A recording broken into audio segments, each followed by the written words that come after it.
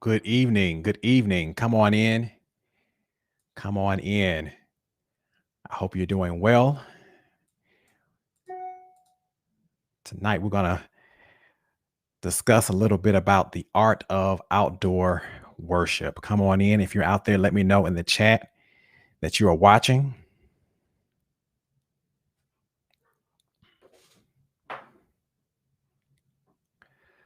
Good evening. Come on in. I see several people on the Farmer Tech Group page who are joining in. Wherever you're watching this broadcast, please feel free in the chat to let me know that you are watching the art of outdoor worship.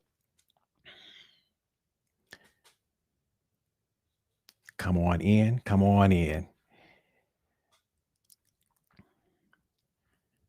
If you're in the Atlanta area, I hope that you are safe in the midst of all of the storms that have taken place throughout the course of the day.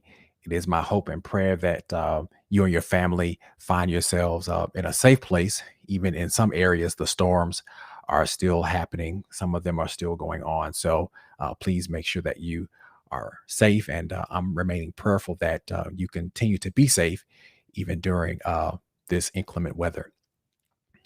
With that being said, I'm going to go ahead and dive right into tonight's topic. And for several of you, for your well wishes, I appreciate them. It's been a while since I've done a technology session via Facebook and YouTube. And so, for your encouragement, things have been somewhat busy with school and with several other initiatives. But I appreciate you encouraging me to come back to the platform to share tools that will help to empower ministries during these times and beyond. And so, with that being said, the art of outdoor worship certainly was inspired this topic by several ministries who have, over the course of the year, since the beginning of the year, have decided to come back into the worship space, even not in the physical inside of the worship space, but at least on the campus to provide somewhat of an on-site worship experience for their members, for visitors to serve as a springboard to get back into the physical worship space by having parking lot services, by having opportunities for people to gather outside through virtual worship. Many of us have not seen each other in a while, but the outdoor worship service provides a way for us to connect in a way that the virtual experience does not.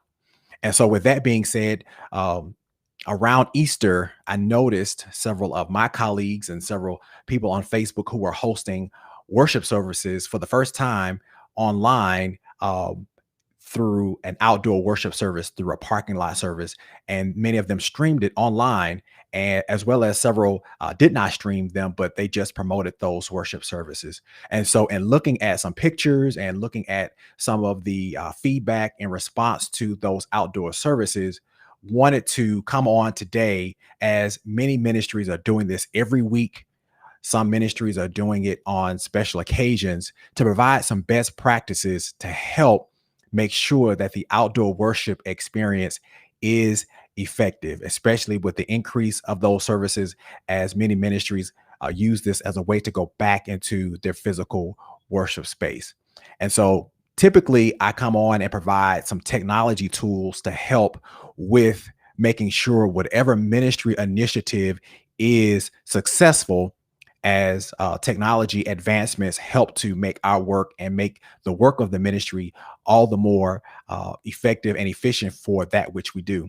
And so, this series, or this topic, is going to be in multiple parts, because I don't want to get too soon into the technical pieces without covering some foundational elements of outdoor worship that, just from observation, I've seen some ministries do well as those whom have reached out for some support. So I thought that I'd take several of those questions that many of ministries have asked, as well as my own observations, as well as feedback, to share just some tips with you, my brothers and sisters, to help in the art of outdoor worship. Again, if you are watching whatever channel you're watching, whether it be Facebook or YouTube, please feel free. If you have any questions, you can drop them in the chat, or just to let me know that you are watching, you can feel free to place your ministry in the chat as well. And I'll be more than happy after this session, if you have any questions, to try my best to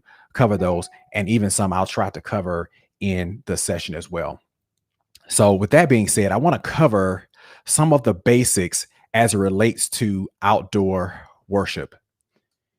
And these things relate to small ministries, large ministries, and everybody in between, no matter your size. These are some basic things that, even if you have a robust technology infrastructure, or if you're just making it happen with an iPad and a tripod, all of these tips and tricks can help you to advance. And even if you're not the direct person who makes it happen, but you can play a role and help to ensure that these things are in place in your ministry.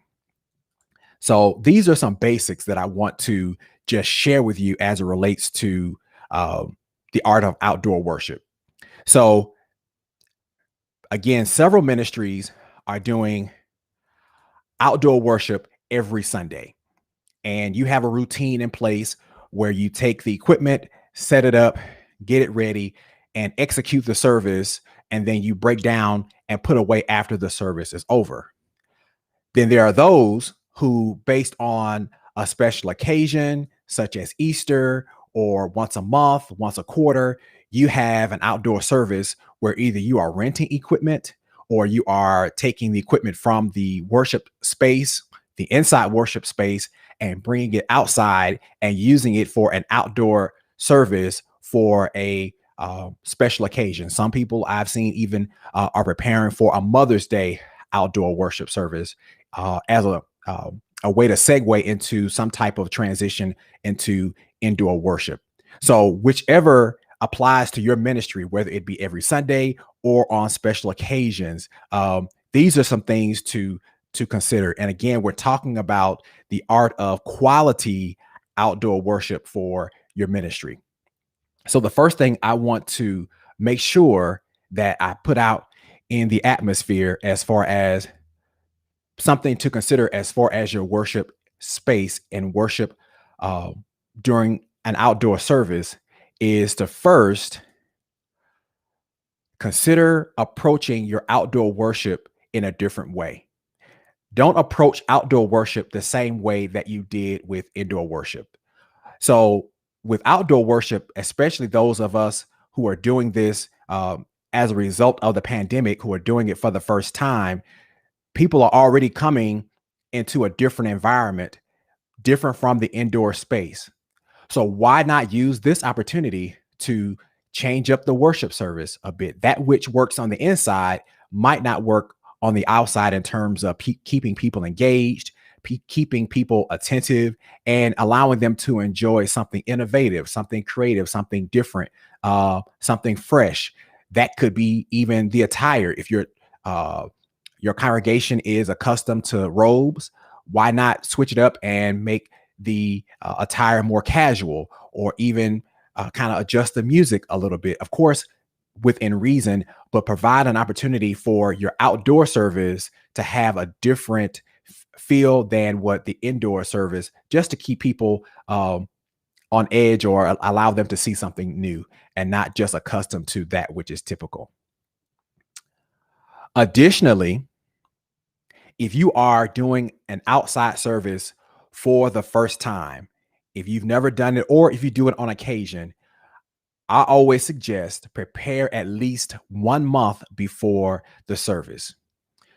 There are a lot of logistics, even for a small church, that have to be considered when you're doing an online service, if this is not something that's typical that you do all of the time.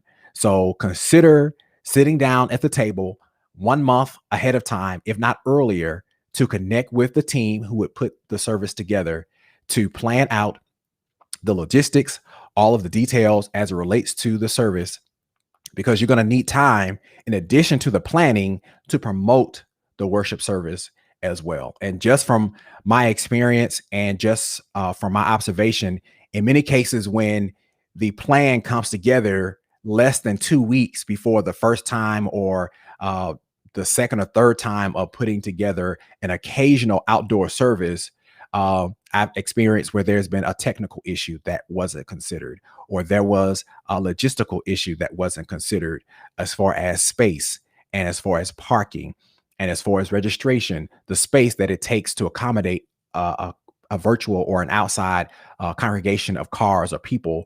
All of those things, if you're doing this on an occasion, it helps to have those logistics worked out, ironed out at least 1 month before the service.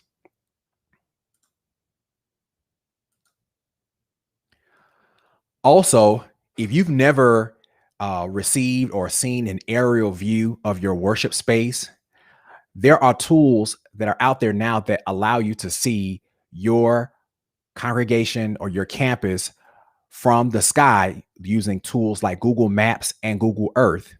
That will allow you to, as a part of the planning process, and even if you do it every Sunday, go to Google Maps or Google Earth online for free and put in your address.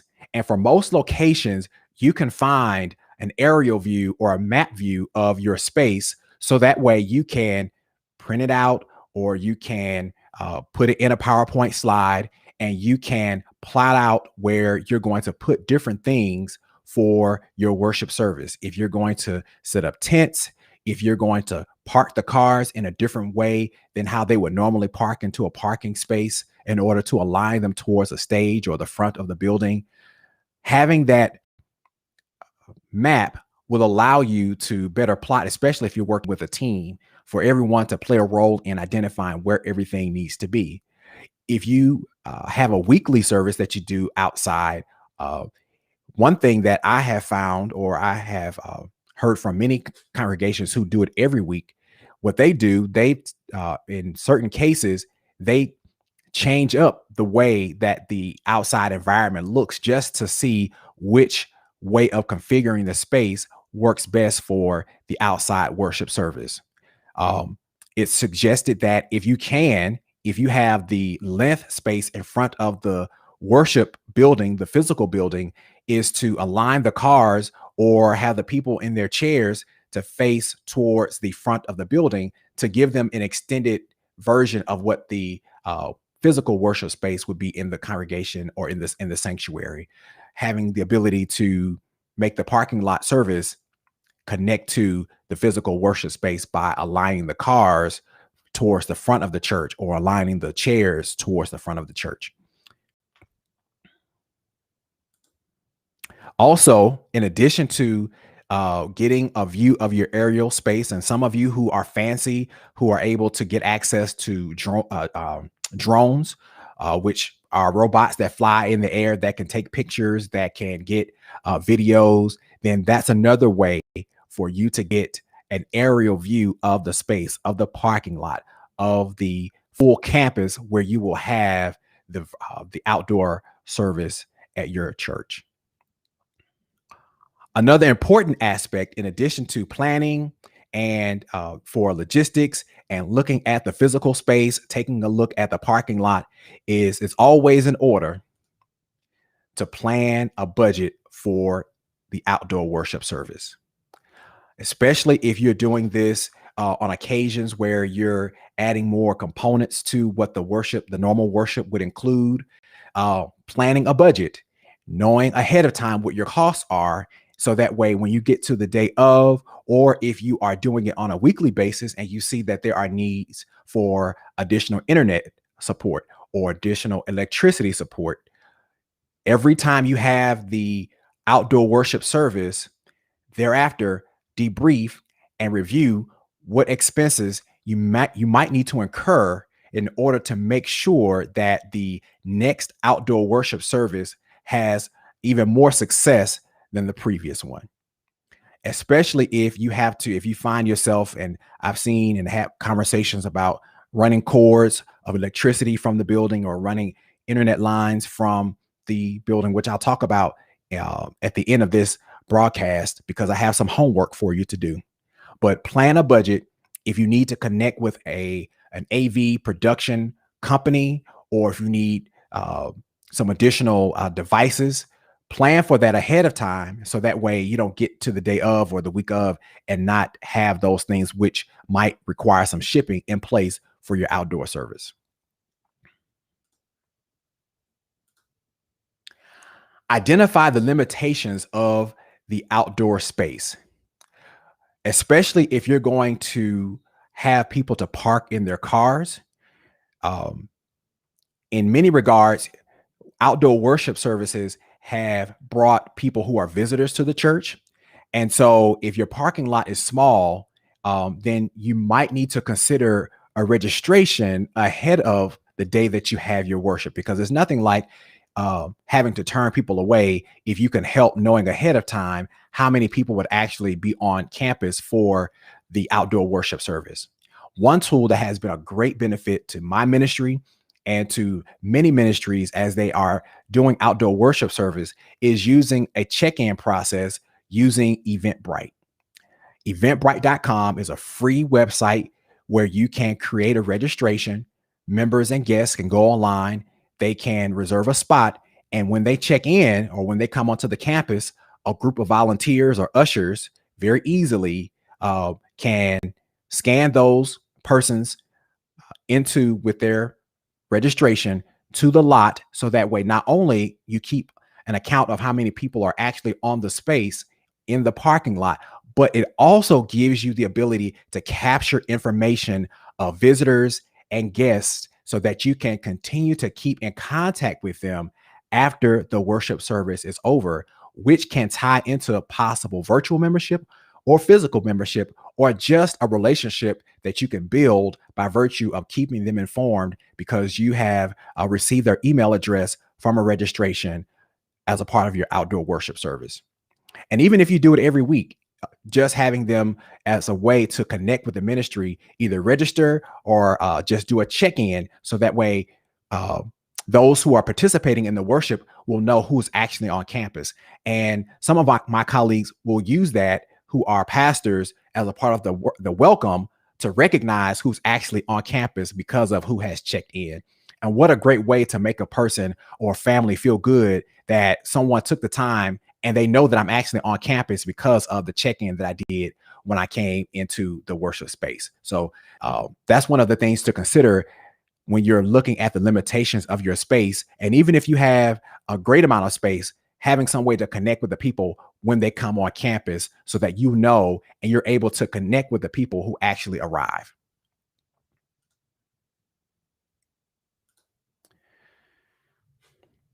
So many of our congregations, we have resources for the use of or the success or the production of an outdoor worship service that we already have, and we may not know that we could use as a part of our outdoor worship service. So using resources that we already have, of course, try to use as much of your technology resources as much as possible. And again, if you're doing this for the first time and if you've never done it before, you might need the support of an AV production team, even if you don't rent any equipment, but just for them to give you an idea of what you will need to work production or do technology on the outside. So that way, before you get to the day of, you will know exactly what you need. But even as it relates to resources for connecting with people, so I posted on my Facebook page a couple of days ago about um, ministries, or there are more ways to connect with people in the worship service outside, more so than just having them to honk their horn. For the outside worship service, in addition to honking a person honking their horn, they can also, there is a lot of paper that many ministries have not used over the past year. And one way is to take colored paper and either print uh, a list of upcoming events on it and pass it out when people come in. And if it's colored, or even if you don't print anything on it, you can give it to them as a way to say, hey, when you there are going to be certain times where we'll wave, or we will have the audience to respond. Then because if you're taking pictures, you can't capture in a picture someone honking their horn. But if those who are in the parking lot are waving a colored sheet or a colored slip, then that's a great way to capture with photography ways that people are engaging with the worship service. So taking those resources of things that you have, if you have an excess of pencils or pens or things that you've used for conferences that you have boxes left of, use those as things that when people come on campus that you can pass out that have the logo or the insignia of the church as a way to connect with them. Even if there are, I know one ministry, they pass out small bottles of hand sanitizer as a way to connect, and it has the label of the church on it as well.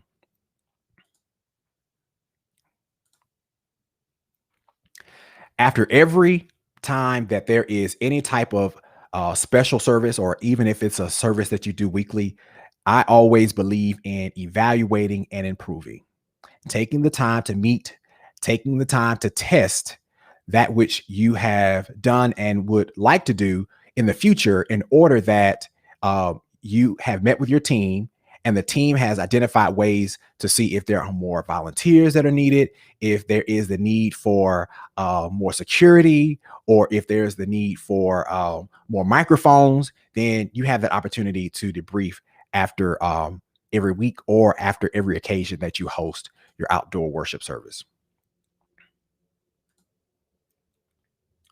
I'm a strong believer that the more that you connect with people in the worship space, and now, of course, even virtually, but especially on site, the more people feel welcomed, the more visitors are inclined to return. And also, it gives them a sense of connection. So, I always say that you can't have enough people who are serving as greeters or who are worshiping or who are serving on the worship planning team or who are serving as ushers. And also, I would encourage including some type of signage when persons come on campus to give them direction, especially if there are turns and curves from the entry way to the place where they will park for the worship service.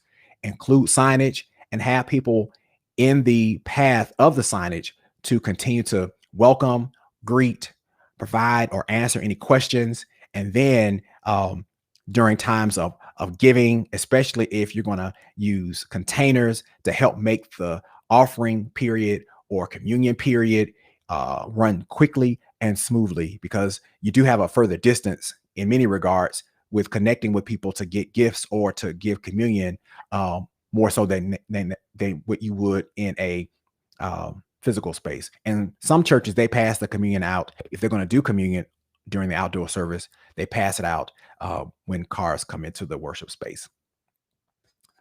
And just a few more.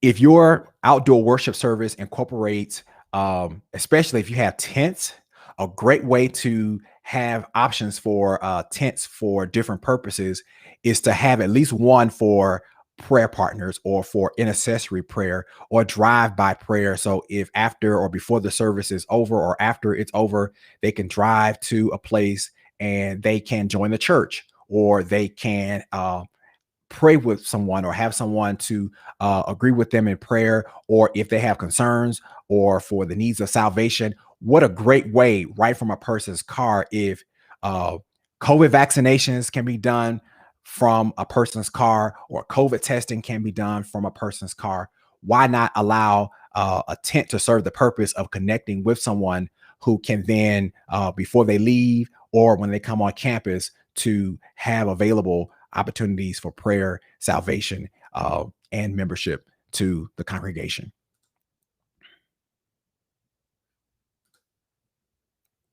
And the last two things, and these are very dear to my heart, especially as it relates to technology. Test technology at least 3 times before an outdoor service. And then if you're using technology from the building that you are moving out to the outdoor worship space and you're putting it back, test it 3 times after your outdoor service to make sure that there might just be that one thing that didn't get hooked up right coming out. And likewise, when it went back into the physical space, if you're using technology from inside of the worship space. So always test it three times, three times. That's just my rule, before and after.